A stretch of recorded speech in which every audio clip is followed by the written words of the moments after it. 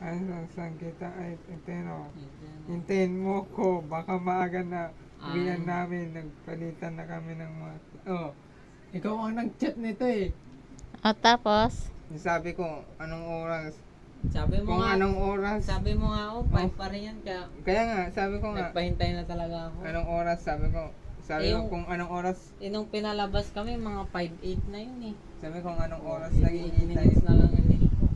Kung anong oras mo nag-iintay. Classmate Tapos ko. kinat ko na siya sa mga 5:03 umuwi na siya. Nasa labas na kami, formation, nag-vlog na. oh, Kinat ko na siyang umuwi siya.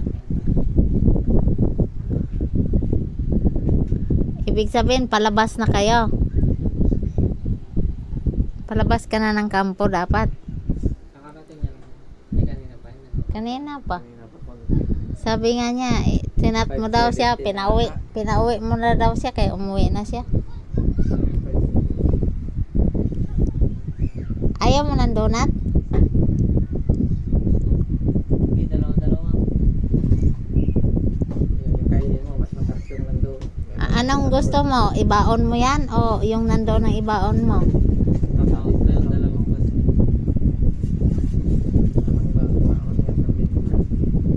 Busin agad.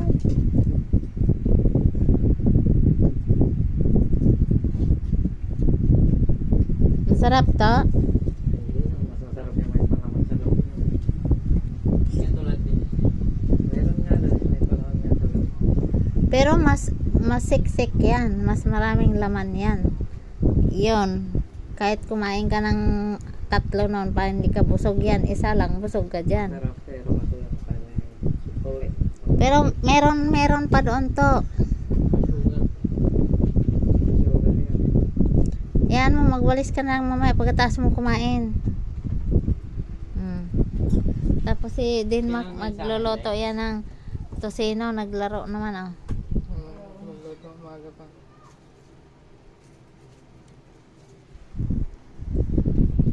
Anong handa mo to sa birthday? Kala ko kagahapon na. Ha? Bili na lang kayo ng mang inasal uli na ganon. Meron naman dyan, di ba? Ganon uli. Tapos bili ka na yun ng ice cream sa birthday mo.